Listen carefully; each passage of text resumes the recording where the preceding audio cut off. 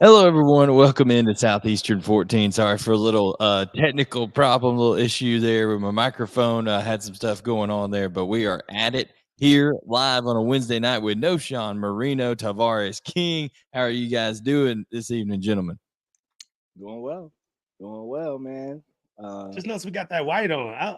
We got that double white It's like on a it. white. It's like a white part. We're going black and white. What's going Yeah, I on? should What's have going thrown the on white over here? hat on her. Yeah, I Hey, don't I know. just got me a white hat too. Guess what that Jones was said on it? Jones says, "We coming." I got me a little Dion. Ooh, look, Ooh, I Dion. had to. That Jones was cool. I'm about to give We me a come. sweatshirt next though. Well, where you think he going? Texas A&M? Hey, we Dion ain't could going lean. nowhere, man. He got his kids here, man, and they ain't gonna go to the league. I'm I don't think this year. nah. Like he ain't I going. don't. I And don't think he that's mentioned happening. that he didn't want to go to the league. Sorry, go ahead. What'd you say? Nah, I was saying I don't think that's happening. Mhm. I was just messing around, a little jokey joke.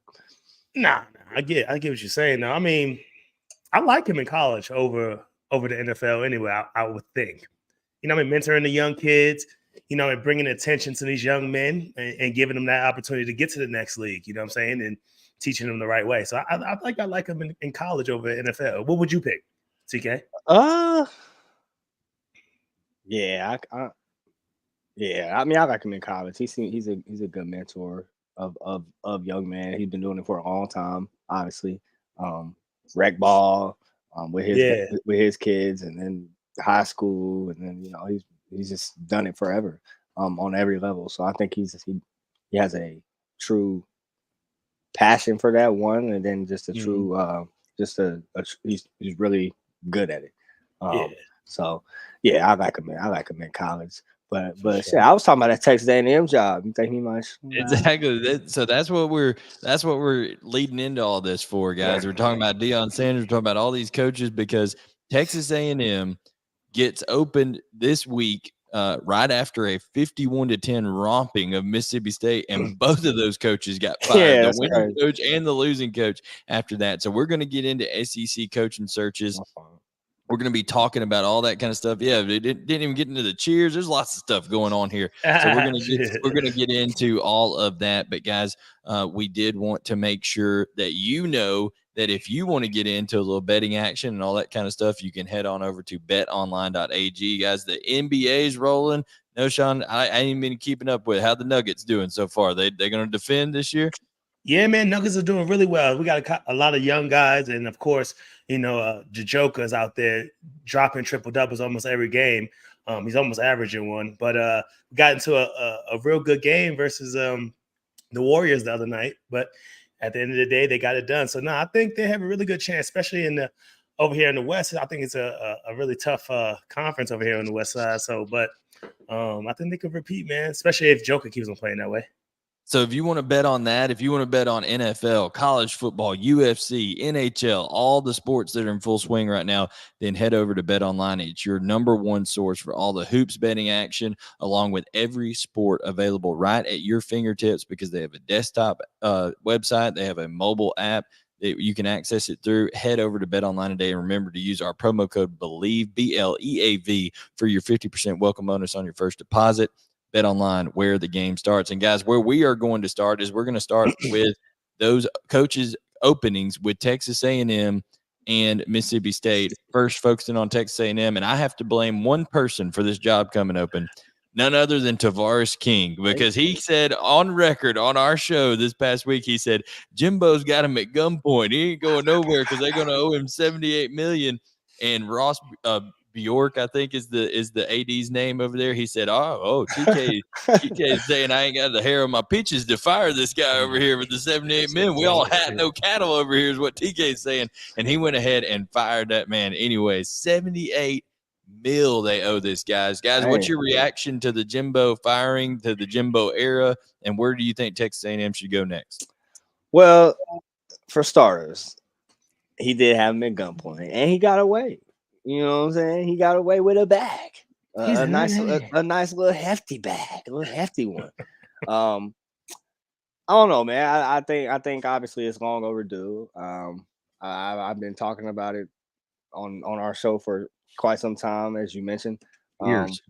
yeah, because I truly believe Texas A&M is a great job. I think that is a great place, and if they get the right guy in there, um, there's no telling what they can do now with the scope of college football, with the way that the transfer portal is, with the way that NIL is.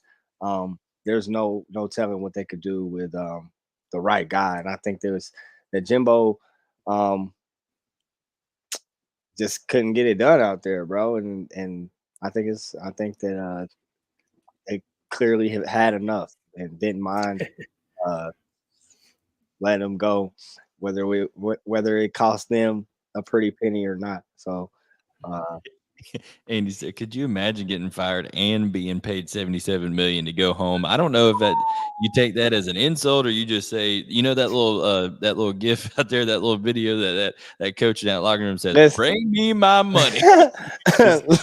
listen, bro. I said on Twitter, I said, bro, I'm about to go coach at A&M, and we gonna be so sorry. we gonna be sorry. Somebody asked if they could be the OC. I said no. I'm raffling the job off. Like we gonna be sorry. Well, that's And the he's thing. not even. Do y'all feel like this next coach ain't gonna get the big bag like Jimbo had got? It ain't gonna be like that one again, right? They can't double back on it. I mean, I think he has to. I think it has to be a marquee hire. Like I think it has to be. And that's why on our and I'll put it up again. You look at the graphic right here. Who's up there? Dabo Sweeney's being mentioned as a name there, and they're going to need to make a splash hire, in my opinion, Knowshon, because if you don't go out and pay that guy, I mean, what are we saying? Are we saying, hey, our program's taking a step back? We're taking a back seat. We're doing a reset here. I mean, what does the perception of it say? I think the perception would look something more like, we ain't afraid to give you the bag, but come in here and show some improvement, show that you could change the culture around. And we're quick to extend that thing and give you the bag after that. But right now, you know what happened with Bo. So give us a little time. Show us what you got. We're going to give you a little something, but then we'll push you and give you some cash later on down the road when you show. I like that. Have that thing back end structured. We'll give you something, a little something up front, and on the back end of your deal, you saw what Jimbo was getting paid here. Shit. Well, and also not maybe make it right? maybe not make it a 10-year contract, fully guaranteed. Like, that's crazy, man. I mean, maybe, and no mitigation, nothing like that. I mean, it was totally an asinine deal by these presidents, all this kind of stuff. I mean, it's nuts how these university presidents think. But listen, these coaches are worth it, and we've talked about this with Kirby Smart. We've talked about it with Nick Saban, because of how much money that football program can bring into the university, change the profile of the university, all that kind of stuff. You mentioned it, TK. Texas A&M is a job that I would consider a top 10 job in the country in terms of being the availability, the talent, all that kind of stuff that you have there. They just got to get it going. Knowshon, Jimbo, obviously when he had famous Jameis and all that kind of stuff going on at Florida State, was a successful coach. But did it seem like to you maybe just the offensive evolution of football has kind of passed him by a little bit? Because that seemed where they struggled the most, was offensively. Yeah, I don't know. You might be able to say that, and you can't say that they didn't have any players, but they did have a couple injuries here and there that kind of, especially this year, that made them stumble, and especially on that offensive side. But you might be able to say that, but at the end of the day, man, you got to go out there and show results, and it's been years that these guys have been at the bottom of the totem pole. But it's tough, man. It's really tough in this league. It's like, you can go down the line with a lot of Florida coach. You got Arkansas. You know what I'm saying? Like all these teams that aren't doing as well as they thought they would be. But it's because our league is getting better.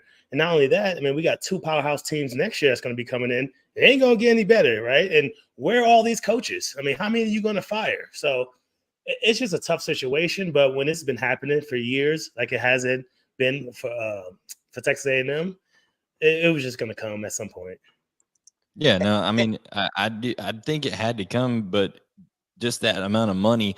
And the AD had a press conference and said, hey, all this money is going to come from the 12th Man Fund. It's going to come from boosters like private donations. So, and also from the Athletic Association itself over a period of time. But remember, guys, they're not only going to have to pay Jimbo at Texas A&M, they're going to have to pay his assistants. They're going to have to pay some other people they're letting go. But besides all that, apparently they got the money. That oil money's there, and they're ready. They said, "All right, we that's can." Why that's why I'm going. Yeah, that's why TK is going to be the next head coach at Texas A&M. Now, so apparently they got the money to pay whoever's coming in next, and also pay Jimbo's contract. So let's focus on who is coming in next. You've already had public denials by Dabo. His wasn't an outright denial. His was kind of like, well, it's November. People would kind of say things and stuff like that. But Dan Lanning at Oregon has been mentioned a lot. He came out and said, hey, there's zero chance I'm leaving Oregon, all that kind of stuff. Now, Nick Saban said that about the Miami Dolphins before he took the Alabama job too. So, money talks and opportunity talks. Dan Lanning, Urban Meyer's been mentioned. Dan Quinn, who was the Falcons head coach and now is in the state of Texas as the Dallas Cowboys DC. He's been mentioned. I mean, Dion has been floated out there by more media than it is anything, but they would just love to see the spectacle, I think. What is if you had to pick a guy that Mike Elko at Duke, who's done a great job making that program relevant over there, and they've almost won a couple of big games this year, and they beat Clemson at the start of the year, and he was the DC for Texas A&M when they won the Orange Bowl in 2020. So who would you like to see be the next head coach at Texas A&M? If I had to pick a guy, I would say that it's probably somebody that we all know. And it's probably somebody that is on. You said it, man. Money talks. It's probably they're gonna go get a guy, bro. They're gonna go get, like I said earlier, they're gonna go get him.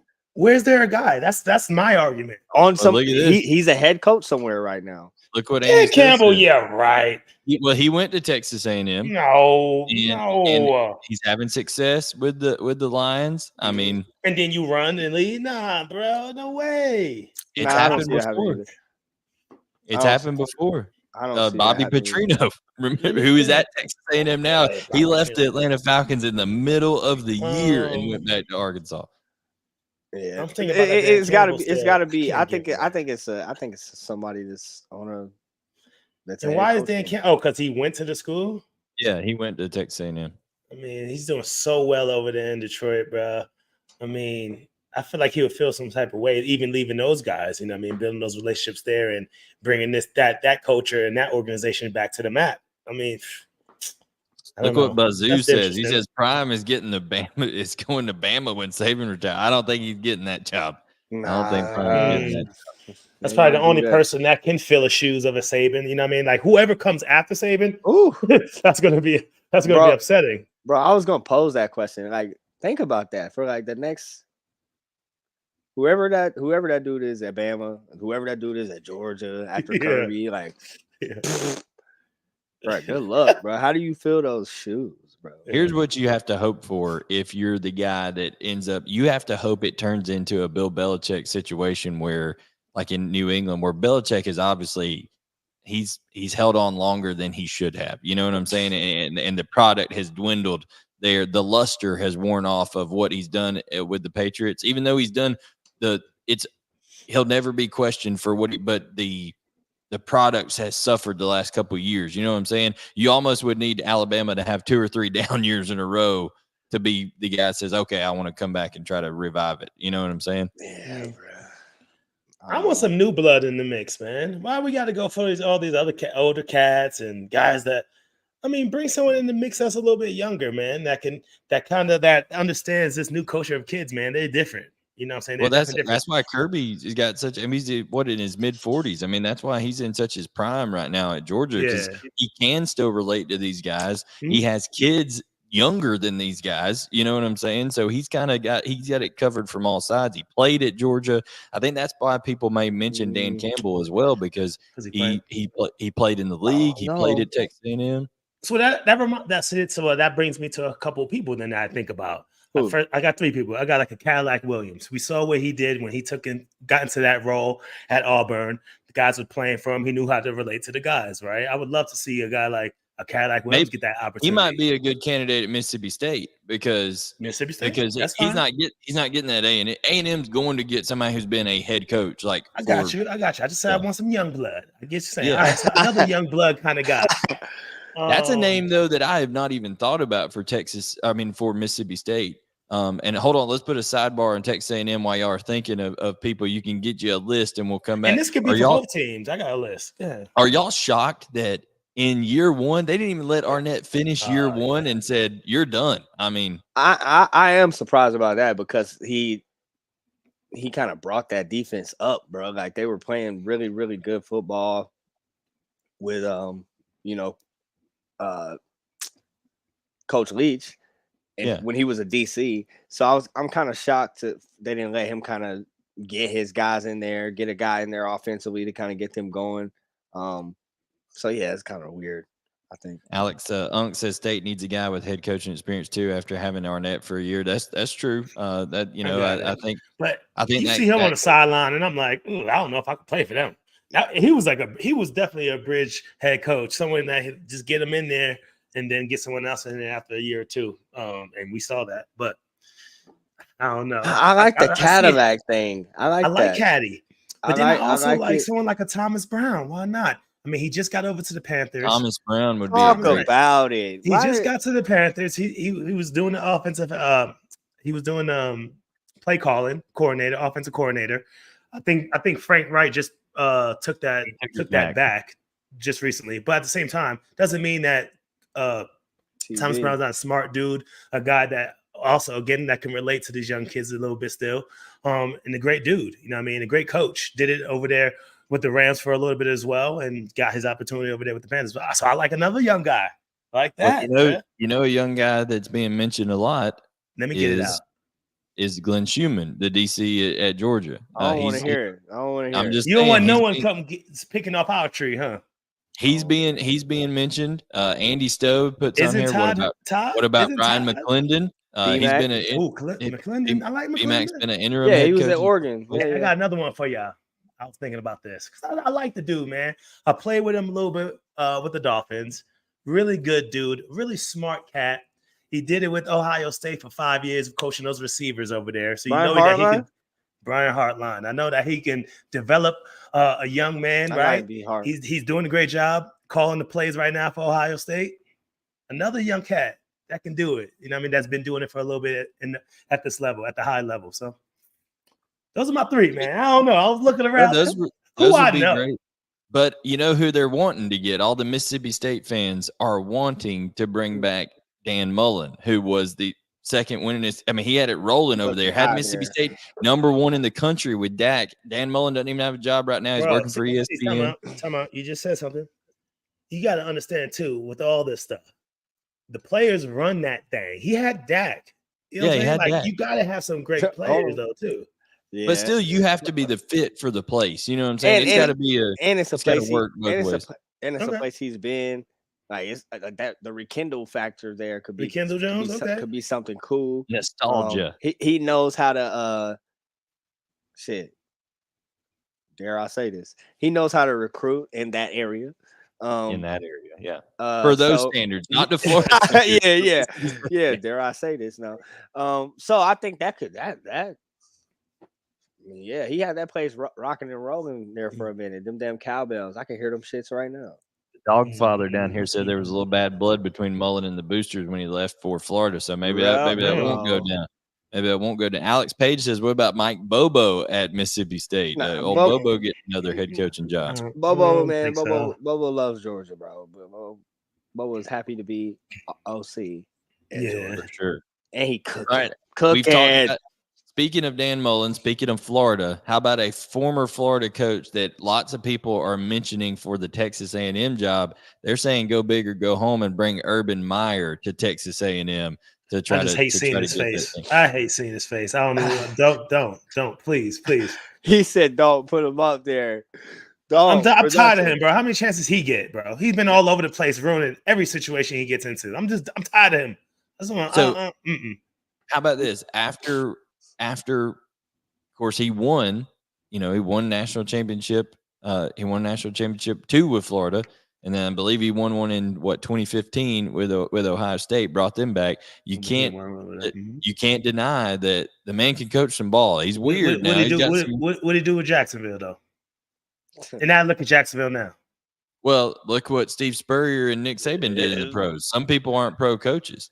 Yeah. Okay. You're right. You're That's right, totally Blayne. That's totally fine. Because he can control these kids, tell them what to do, and be a weirdo. Please no. Texas A&M is a place, though, we have to consider that. I mean, you look at that Aggie Yell stuff that they do at midnight and all that. Those dudes dressed up in them coveralls, and I mean, it's a weird place. You gotta be a little bit weird, I think, to go over there. Some people call it a cult. Wait a minute. Did you say white? Something white on? Did you just say that? No, they the overalls. Oh, I thought you said they had white coats on or something like that. Oh, that's No, what you said. it's not a Klan rally. I can't. That's what, for some reason, we got all this white on right now. Y'all the ones wearing white, not me. That Bigsby. Hey, that first episode. Classic. Show us your face. I gotta go look that up. Dave Chappelle first episode. Oh yeah, classic. Good stuff. So at the end of the day, we've got some of Alex almost spit this all the way out. You're crazy. We've got some of these openings, but these may not be the only openings. And we're going to get to week 12, and we're going to get to a couple calls here in a minute. But these may not be the only openings, guys, because you've got Arkansas, who just got their butt waxed by Auburn. And you thought they were going to win, right? I mean, that's I did too. I think I did too. I think someone owe me 2 steaks. If I don't, I gotta come on. Back. I'll cook you. You come to the house. I'll cook you whatever steak you want. You don't want your cooked steak. We'll go out and get it. Whatever. I will go anywhere. I'm not worried about being right or wrong. Sir, I don't owe you a steak for that. You do. I'm rewind. No. I did. You know what? I did not write it down. No. But I promise you, we bet a steak, and then right after that, me and Blayne. We didn't bet a steak on that, bro. No, not on that. No, it wasn't on buddy, that. I'll buy you a steak. But what I'm concerned about here is I'm not worried about being right or wrong. I'm worried about, man, if Sam Pittman goes to he should. Surely they beat FIU this week. I mean, if they don't, he's done. But if they go to Missouri and get embarrassed the next week, or no, it's at home. It may be at home. I'm trying to think. Is that at home or at Missouri? They're gonna lose. They might lose big. It's at home.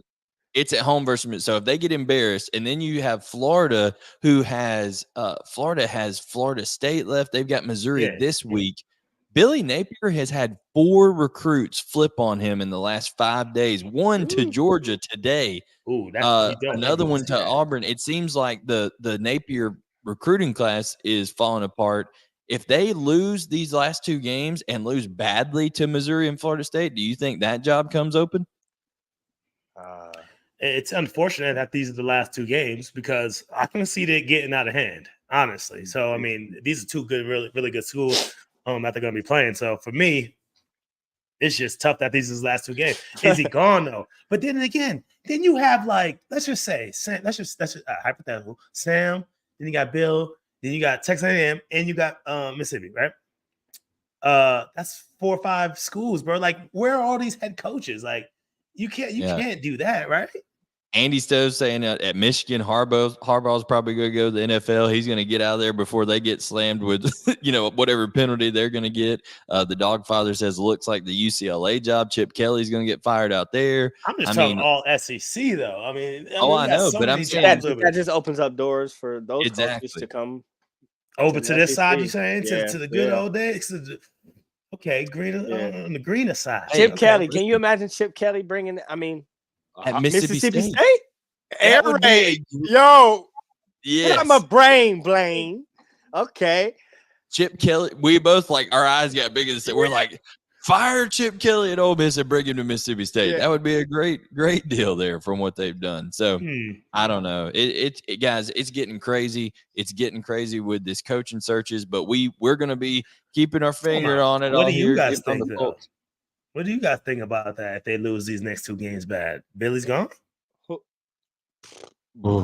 I mean, Y'all here's know the how I thing. feel. Go ahead, man. My fault. I was just gonna say, I was just gonna say real quick, if they continue to lose recruits like this at this pace, where they had it, this class was at top 3 ranked, and now it's down, 6, 7, 8, and if it falls down into a class that's in the 15 to 20 range, then where are you? You're right where Dan Mullen was as a coach recruiting. So have you done anything better?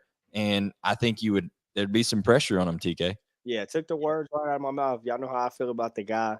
Love him, but like when you're losing games and you're losing recruits, that kind of ensures that you're not gonna get any better, right there. So that you kind of gotta start looking for another guy. So like you said, Knowshon earlier, I hate it for him that these the last 2 games of the season because they're gonna get paintbrushed out there. I mean, they could. Like, and they can get and then Sam Pittman, I think we all feel like it's been close to him getting on. So, but again, who do you anything is possible?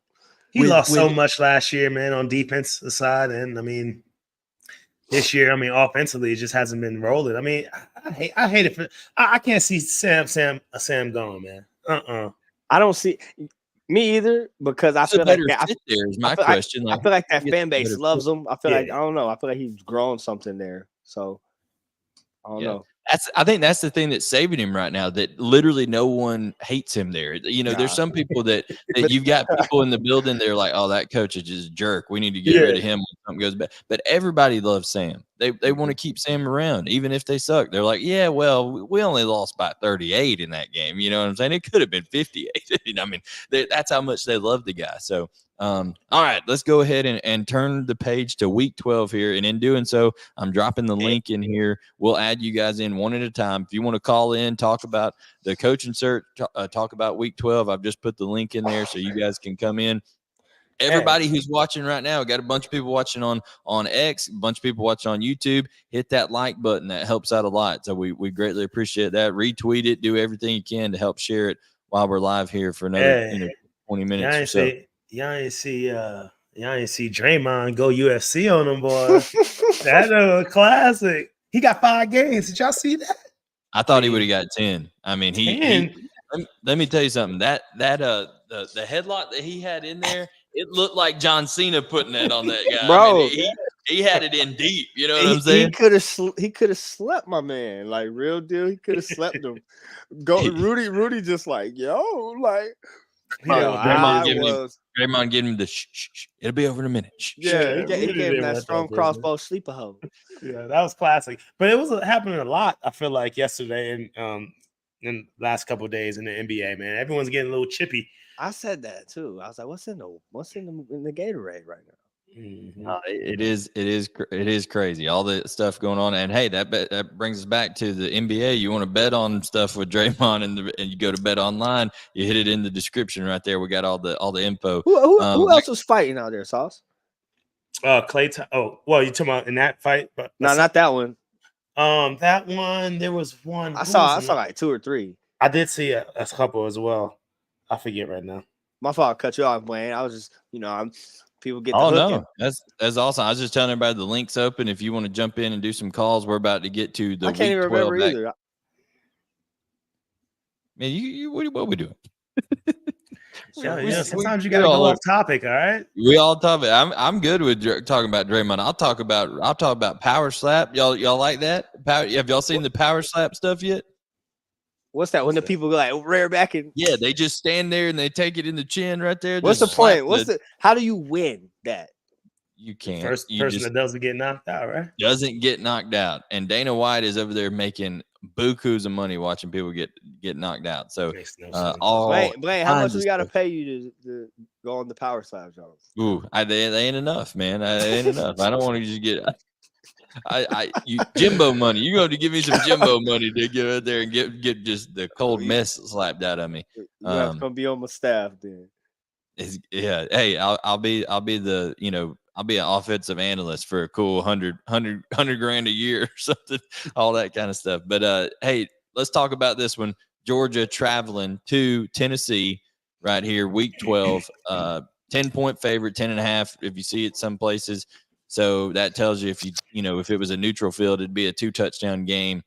Obviously, Georgia just absolutely blew the doors off of Ole Miss after about the first quarter of that game. It got ugly and out of hand, and then in the second half, Missouri got just all over Tennessee. So, what are your guys' thoughts on Georgia Tennessee in Week 12? Shoot. I gave you the point. Yeah. Nah. I feel like this is going to be another one of those games for us. I feel like Missouri kind of did show the blueprint. I feel like this is the same way that you play this Tennessee team: 3 up front, stop the run, and and make the quarterback beat you. You feel me? And I feel like this last game, Missouri stopped that run. I think Joe Milton was the leading rusher with like 36. You feel me? So made him have to beat them with his arm and said, if you want to run the ball, go ahead. I know that's not what you want to do. So I feel like this is going to be the same thing for Georgia. They stop that run. They get to Jalen Wright and all the boys and Smalls. Smalls had, I don't know if he got injured or what. He only had like 5 yards. I didn't remember what happened to him. I didn't see. But you stop that run, man, they have a tough time. I feel like defensively for Tennessee, I feel like up front they do. I know you guys probably argue it, but I feel like they do get to the quarterback. They got to Brady Cook last week 3 times. They got a pick as well. So, I mean, up front, Georgia's going to have to stop them boys. But once we get them on the ground, like Missouri did, Cody Schrader had 202 or 200 and some change on the ground, and 100 is something in the air. Yeah, bro. Where you at, Bax? Hey, Bax. Where y'all at? Where you at, Dylan Bell? Where you at, Dylan Bell? Hey, we could run on these boys, right? So I just feel like this is another game for Georgia to go out there and just dominate. They only scored 7 on Missouri, and I think this defense is better than the Missouri defense, even though they're really, really good. So it's going to be one of those games that we had last week where we just put up some numbers and we stopped them on offense. Are you worried at all about the road environment, Neyland Stadium being at their last home game, all that, TK? Man, I feel like the road environment is going to have to come in play for, the Vols, because as Knowshon mentioned, we're playing really, really good offensively right now, and then defensively, you saw what, you saw how they went out there and looked against Missouri. They couldn't put up points, they couldn't get anything going, and then. The thing that I was just shocked about is how there were several plays in that game, like where they were just like kind of looking over to the sideline on defense, and then Missouri's firing off the ball, just ready to go. I'm like, bro, hold up a second. Like, y'all are the team that practices and sees this fast-paced offense every single day, and like y'all are ready to play. Anybody should be prepared for that. Yeah, I was like, that was crazy. So I could see Bobo. He's got this in him. I can see us going a little tempo, and seeing that. But as you mentioned, Knowshon, Cody had a day. I wonder if Kendall can have. I wonder if Kendall can have another day. You know what I'm saying? So. Or Dejan. I wonder if our boys can have a day back there. So it'd be awesome. What you think, Blayne? I think so, bro. And I don't think that real fast, Blayne, my fault. Going to that crowd noise thing. I mean, yeah, it gets noisy in there. Of course, beginning of the game, first series is gonna be loud. Bro, you put 14 points on them boys early, it's gonna be real silent. Well, here's the thing. Kirby said it in the post game after Ole Miss. He said somebody asked him about Ole Miss's first drive, and Kirby said, "Well, I'm used to it by now. We're gonna give up one on the first drive." That's what he said. He said for some reason our defense gives up a touchdown on the first drive. You're right about that for sure. So he said they're used to it, right? Yeah, Missouri's offensive line mauled Tennessee's. They got, but they listen. That left tackle Foster, I believe for Missouri, he's probably going to be a first-round dude. I mean, he's huge. He's huge. He can move. He can bend, move people. Somebody else that is huge in terms of being a huge part of this show is Mr. Andy Stowe. Welcome in, man. How's it going? Gang.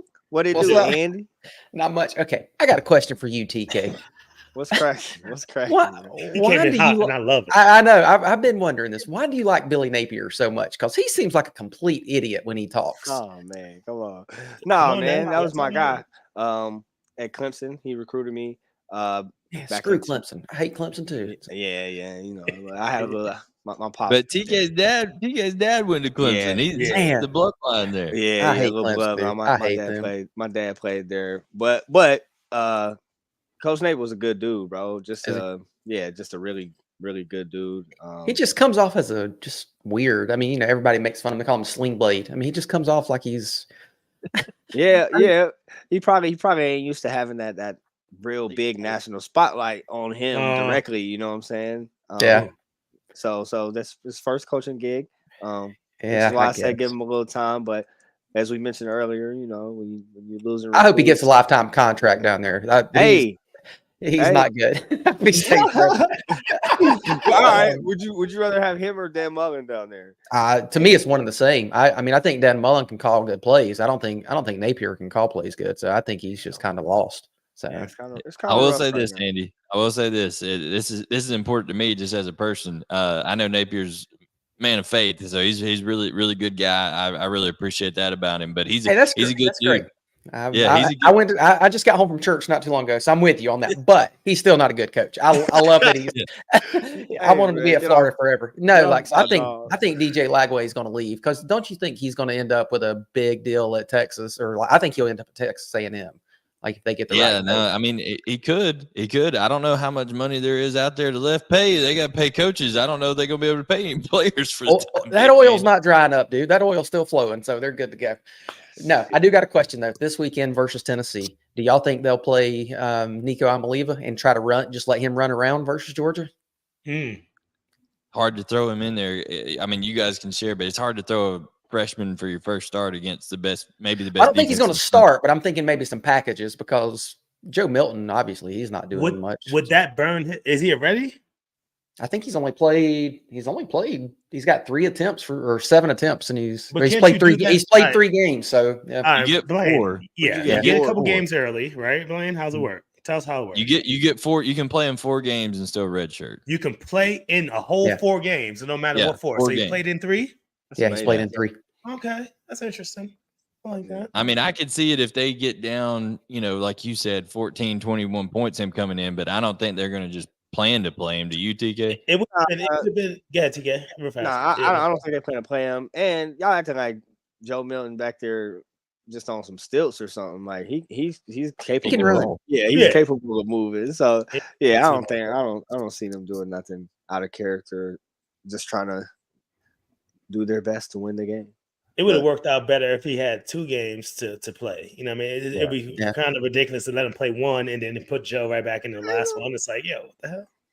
Yeah, ain't no point really. Like, I just think they're going to try to screw Georgia's season completely. They know that this is all they have left is to screw Georgia. So that's all they got. You definitely want to play spoiler.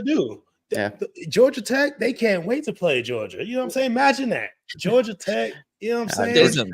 They taking a math test this week. They don't know. Stop saying crazy shit, Blayne.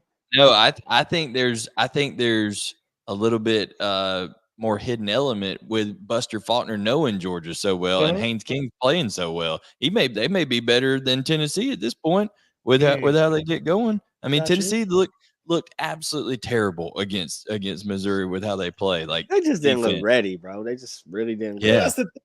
Have they checked out? Are they checked out now? I mean, they could be. They probably. I don't know.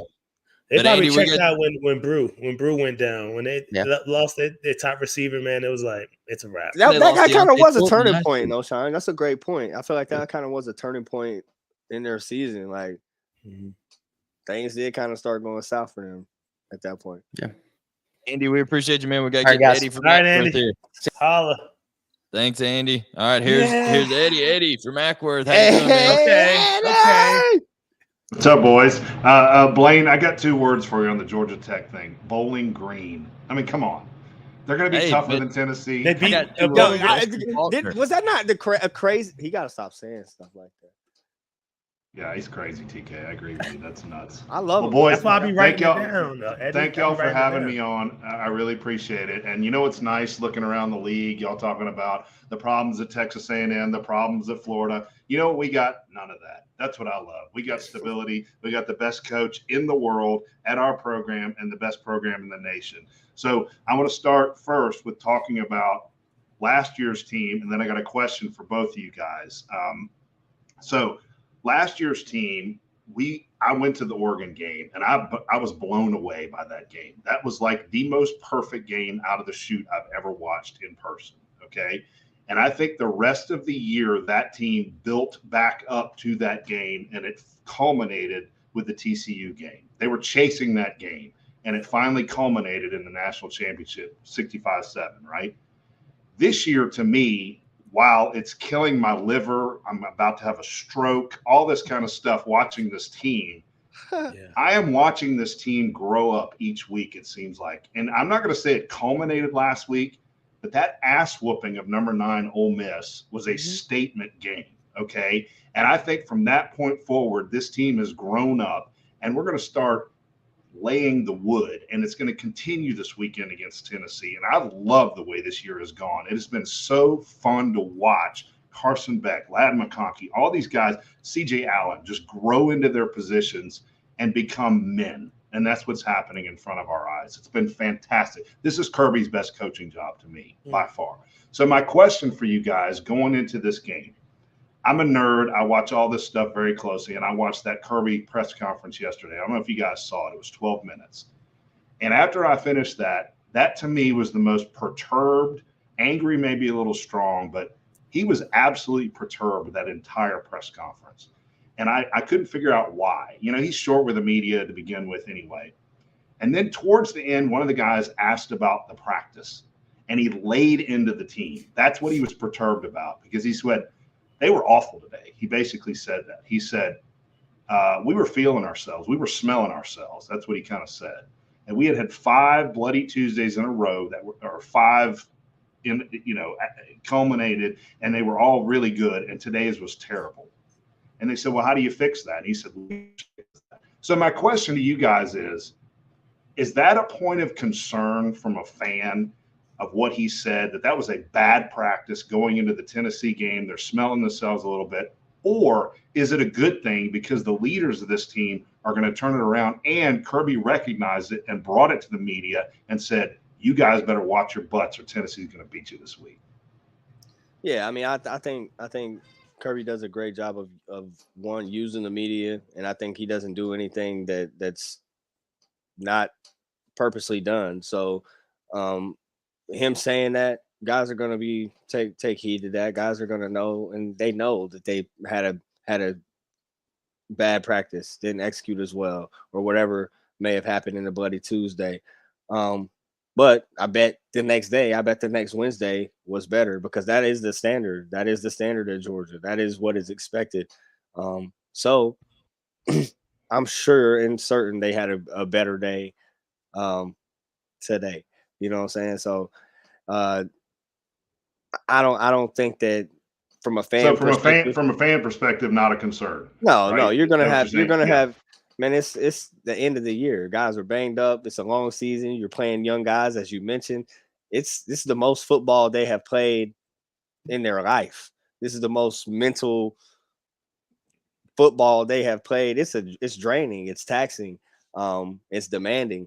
So yeah, you got to expect guys to kind of hit a little wall, and Kirby calling them out on hitting that wall can kind of reset them, refocus them on shit. We got to regroup. We still got bigger things ahead. You know what I'm saying? Yeah. Knowshon, you can't have everything perfect, right? You gotta have something to complain about as a fan. Oh, no, for sure. It will be no worries, as a fan.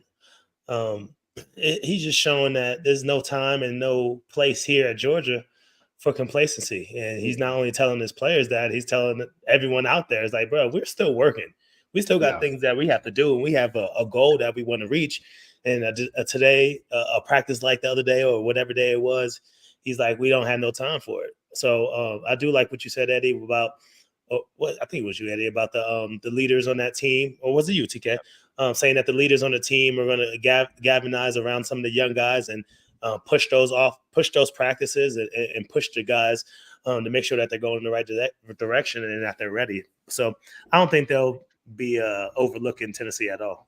One more thing, Blayne, before I know you got other people, but I've always asked for this, Knowshon, and I've never understood it. On defensive line, you got guys rotating in all the time. That's just very, very common. And I've always asked the question, why can't you do this on the offensive line? And everybody's like, well, you got to gel. Everybody's got to stay together. It's never really been done. Kirby talked about 3 tackles and 3 guards were rotated in on Saturday, and we looked amazing. I thought that was unbelievable. I loved what he did with the offensive line. That's it. Yeah, no, you make a big point. You don't definitely at the next level, at the NFL level, you don't see that unless a guy gets injured. You definitely don't see it. But no, I love that. I didn't notice that. I didn't hear that. But for him doing that, man, guess how smart that is. I mean, you never know. You always got to have that next man mentality when you play in this game, right? And for him to give guys experience and give guys that opportunity to get in there and get their feet wet a little bit, so if they do get those opportunities, they'll be ready. It's super smart, man. That shows you how smart Kirby and the staff is, and they're always thinking about that next step. It's chess, man. It ain't checkers. Yeah. Well, yeah. it's also not only is it smart, but it's smart. But the reason it doesn't happen is because usually the drop off from that 5th offensive line to the 6th and 7th.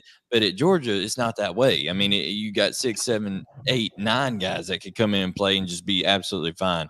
So I think that's the reason you don't see it more often. But Eddie, we appreciate you, brother. We got to get to CT and Alex here. Go Dogs! Thank you, boys. All day. Thanks, Eddie. We appreciate it as always. Now we're gonna switch over the screen here so we can get both CT and Alex in here. Alex, CT, how you doing? Okay. This is the segment of the show that we call the OG section right here because we got CT and Alex in here. First guys that really started just going all the way through with us, man. Hey, appreciate it, man. That's what we got. That's what we got to do. Support y'all, man. How y'all doing tonight? Solid, guys. Good to see you. Thank you for having us on. Yes, we need management. Hey, we need that slide to come in. OG section. Yeah, production. Yeah, production. I just thought of it, so I'll get on it for next week. We'll have an intro. Okay. Let me ask y'all, and I missed the first couple minutes of the show tonight. Sorry about that. But so when we have you're lost, don't worry about it. I'll go back and watch it several times, I'm sure. So if when we have turnover at the coaching level in the SEC, so and this is just a question for everybody, does something like NIL keep players put where they are, or when you have does Jimbo news hit and now is everybody just like going through the roster immediately? Not that they haven't already, but what does NIL do to whether or not players are pillaged and kind of moving around a lot? Okay, I'm going to take this one because I know for a fact one thing that Texas A&M was smart about is they actually, locked these guys into multiple year agreements in terms of how the money was going to be dispersed in some cases. So if some guys, now I'm not saying it's binding in certain ways, but if some guys are willing to forego some of that to get to a better situation, then they may do that. But it's really going to be a personal preference on it. It's not like when Knowshon and TK were in the NFL and they knew, okay, here's what my contract says, here's what I'm going to get on on this and that. If I'm let go, here's what's guaranteed, all this kind of stuff. No, this is more cloak and dagger, handshake deals, boosters promising you stuff. You're already hearing the quarterback. Who's the freshman out at UCLA? The quarterback. I can't remember his name. I know you're talking about because he actually played last week, right? Because Chip Kelly's on like his 3rd string guy. Well, they're saying he's not getting the money that he was promised, and he may bolt now that Chip Kelly's leaving or something like that. So stuff like that happens. But it's interesting. TK, Knowshon, I mean, how if y'all were a player right now with all that going, how would y'all handle it? I think it's tailored different to how you feel about the coach or how you feel about the university. If I'm a Brock Bowers at Georgia, I think it's pretty damn hard to leave Georgia. If Kirby, but I'm Kirby's guy in the same sentence. You know what I'm saying? So I think it's tailored to it's different to every player. If you love the university, you're probably going to be there. If you have an NIL deal, similar to what Blayne's talking about, you're definitely probably going to be there. But it definitely does change things, CT. Like the NIL landscape changes. Yeah, It's the Wild West right now, man. It definitely changes things. So, Alex, what you got, brother? Well, I got two things. To piggyback off of Eddie's point about the offensive line rotation. What wasn't one of those guys coming back from injury? One of the offensive Amarius Mims. Yeah, he balled too. He had a great night. And then the other point kind of piggybacks off that is just the depth at Georgia in general, whether it be the beginning of the year, running backs going down, then you got Edwards and Milton basically just came back. And then you had obviously injuries at wide receiver. Ladd came back a couple of games ago, and then you had Brock go down. Then you had Dumas Johnson on defense. And then was there someone else that got hurt against Ole Miss and Warren Brinson at linebacker? Well, no, not linebacker. It was did you mention the corner, Julian Humphrey? I did not. All right. So my point is that where because now you had all these questions coming to the season about obviously Bobo related. Then you had questions about the talent because all the talent that left and is either playing for basically in Philadelphia for the most part.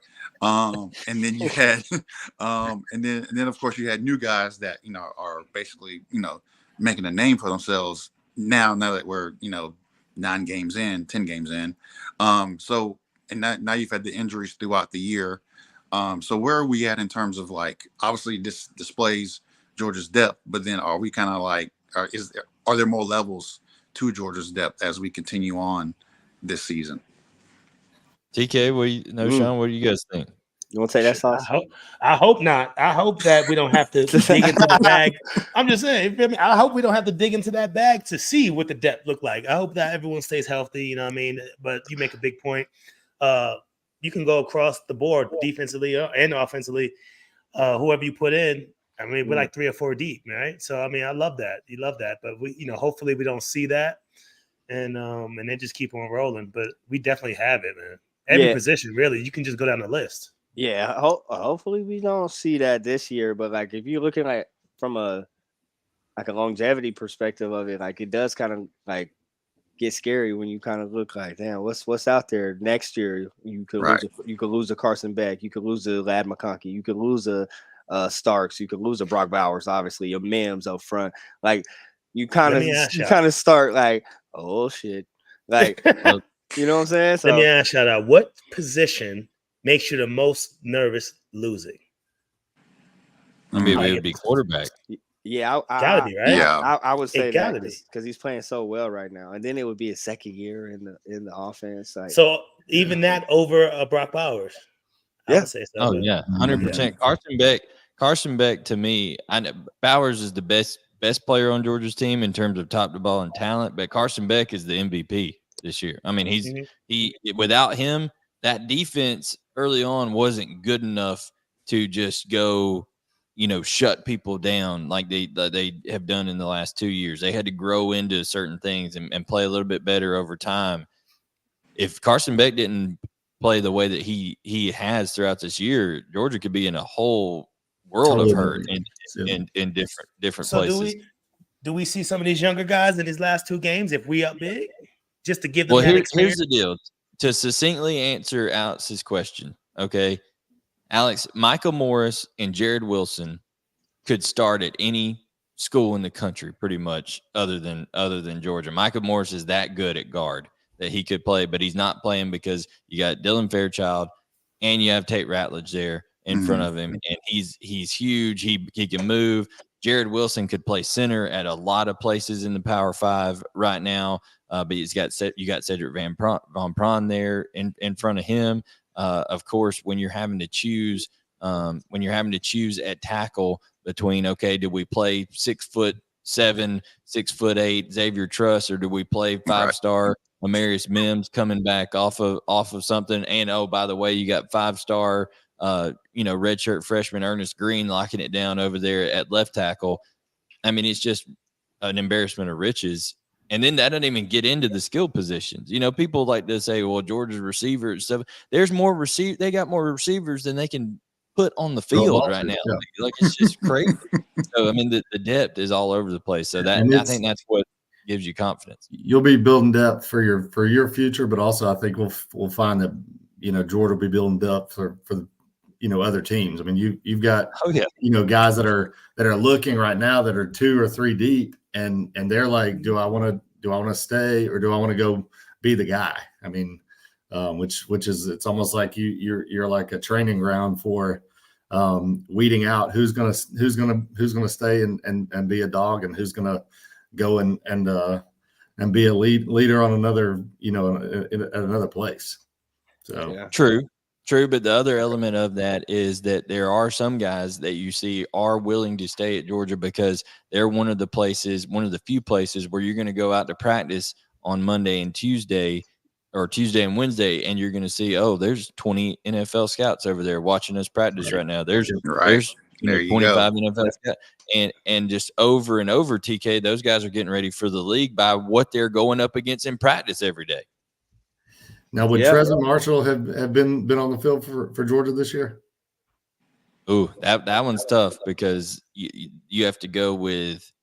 I think he would have played 100%, but the you look at what CJ Allen is doing right now as a freshman, and I don't know, TK. When the talent's equal, I think you got to go with the younger cat. You know what I'm saying?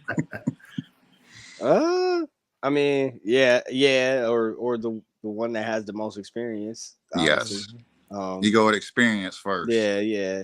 I don't know. Like I want to have a guy around for a long. Like look what they did at kicker. Right. They said Zirkle, you're great, but we're gonna go with this Woodring cat because he's gonna be around for the next 3 years. You know what I'm saying? That's a little different. That boy Kicker's got feelings too. I know. I love him. I love them all. You know what I'm saying? But it's a little different. CT makes a good point, though. I mean, especially after you get a ring, you're like, bro, I already got a ring. Shit, let me go try to be the baller somewhere else. Right. The scouts, if I'm balling, the scouts gonna come. They'll see me. Yeah. I think we'll start hearing the words on the street here soon of who's looking at what, and you always start to hear all that stuff going, and especially and it's interesting, right? Exactly. Yeah, and at the end of the day, to piggyback off CT's point and everyone's point, really, y'all talked about scouts practicing against talent every day, but if you stay, you have a chance to get another ring. So not only are you obviously you're backing up right now, you played a little bit in the blowout games or whatever the case may be, and that helps you going into the spring. So at least go through spring practice to give yourself a chance to, earn a spot. And if it doesn't work out, maybe you decide to leave at that point.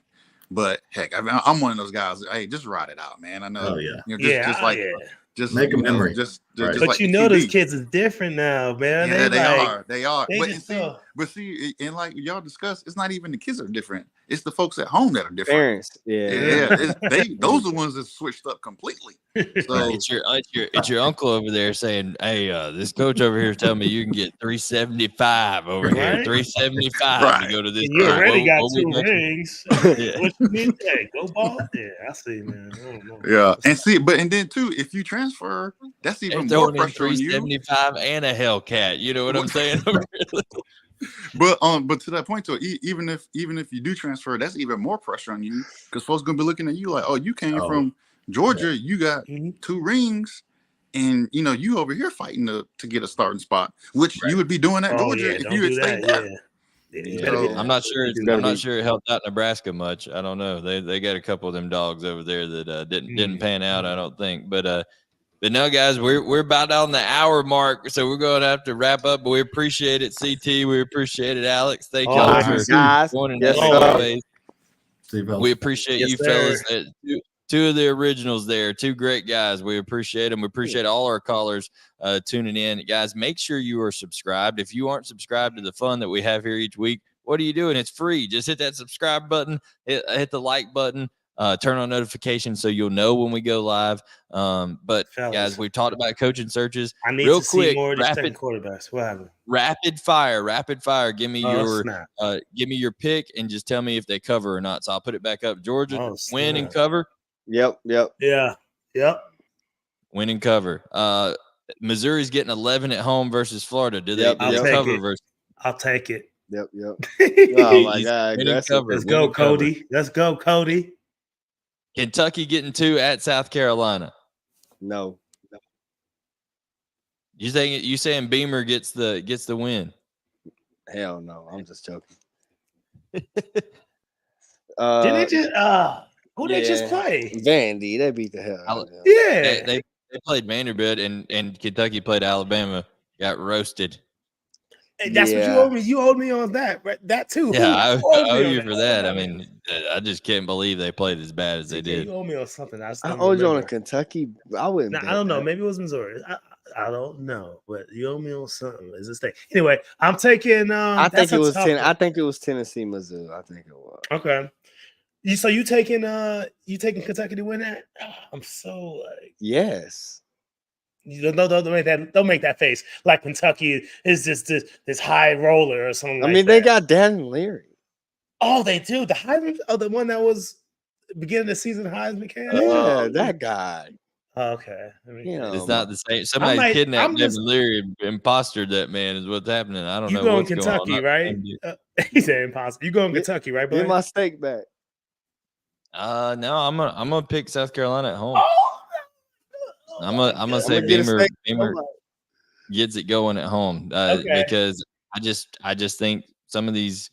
The reason that I would say that is because the offense has not been what it's been for Kentucky, but the defense has played nowhere near up to the standard. Just receivers running wide open, and if there's one thing South Carolina can do, they have Raheem Brown right now, they have Omega Blake, and they have Xavier Legette, who and Spencer Rattler plays really well at home versus the road. So. I think he'll win. Okay. Oh, by the way, that's another name being mentioned for Mississippi State is Shane Beamer. He was a coach there for 3 years. His wife went to Mississippi State. He's really good friends with the AD, so that's another name being mentioned. Okay. All right. So guys, that is gonna. What now? The other games are non-conference. They don't. We ain't picking FIU and Arkansas. Arkansas. Yeah, Arkansas better win that game, bro. Yeah, you better win, but don't lose to FIU. Don't lose the letters. You know what I'm saying? I might sleep on them boys. Don't lose the letters. Y'all done. I'm done with y'all. Don't lose the letters. Guys, we appreciate you tuning in. Thank you so much. Like I said, subscribe, turn on notifications. Remember, presented by Bet Online, and we'll catch you guys next time to talk more SEC football right here on Southeastern 14.